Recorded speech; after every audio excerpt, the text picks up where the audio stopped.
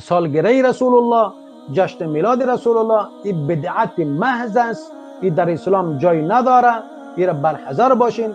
این که شوله شیرین، شوله شور، کسی که میخوره، کسی که پخته میکنه، اینا کلش بدعت است و از اینا دوری بکنه. و یک روایت و یک دلیلی را ما پیدا کردن نمیتونیم که سال روز رسول اکرم صلی الله علیه و سلم گرفته باشد. هیچ وقت رسول اکرم صلی الله علیه و سلم به خاطر اولادای خود یا صحابه به خاطر اولادای خود یا تابعین به خاطر اولادای خود یا به خاطر خود به نام جشن میلاد هیچ کدام جشنی را اصلا نگرفته. حتی به نام جشن میلاد نبی هیچ در دین جایگاه نداره.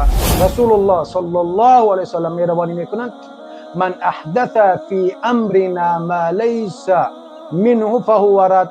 هر کس در دین ما چیزی یک جدیدی را، یک چیز نو را بیاره و در دین ما نباشه، او عمل چیست؟ نزد ما مردود است و غیر قابل است، غیر معقول است و غیر قابل قبول است. او مردود است. خلاص باید ما و شما از این چیزا برحذر باشین.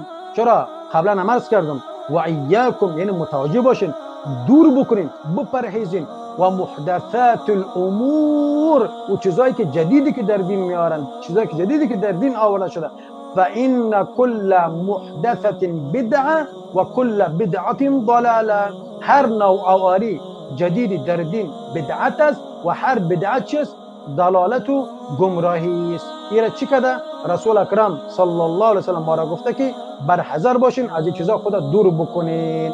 هیچ و سلف صالح بالعموم این کار را نکردن. اینا بدعت است، هیچ اصلا جایگاهی در اسلام نداره. امروز میبینین در افغانستان، در ترکیه، در پاکستان، دیگر کشورهای دنیا ببینید که به نام میلاد نبی جشن میگیرن. الله اکبر. در اونجا گوسفندا را ذبح میکنن، مردم را دعوت میکنن. بعضیا میگن که والا درجه سیرت رسول الله گفته میشه. ای انسان، ای بدبخت، آیا رسول الله نمیفهمید؟ آیا خلفای راشدین نمیفهمید؟ آیا امام ابو حنیفه نمیفهمید؟ آیا امام مالک نمیفهمید؟ آیا امام شافعی نمیفهمید؟ آیا امام احمد نمیفهمید؟ آیا شیخ الاسلام ابن تیمیه رحمه الله نمیفهمید؟ آیا ابن قیم الجوزی، ابن کثیر نمیفهمید؟ و دیگر علمای پیش از اسلام اگر اونا مگر نمیفهمیدن و تو میفهمی که این بهتر است؟ یک چیزی که او بزرگواران نکرد تو هم نکن، به خاطر از اینکه متشابه با کفار است. جشن متشابه با جشن کریسمس است که اونا هر سال در 24 دسامبر ایران جشن میگیرن، جشن کریسمس میگیرن. الله اکبر. یعنی شما متشابه با این میسازین. مثل که هندوها سالانه جشن میلاد خود دارن و سامیری هایی که در اسرائیل قرار دارن اونا هر سال سامیری را جشن میگیرن. یعنی متشابهت با اون میشه. من تشبه بقوم فهو منهم. کسی که متشابهت بکنه با قوم از آن اوست.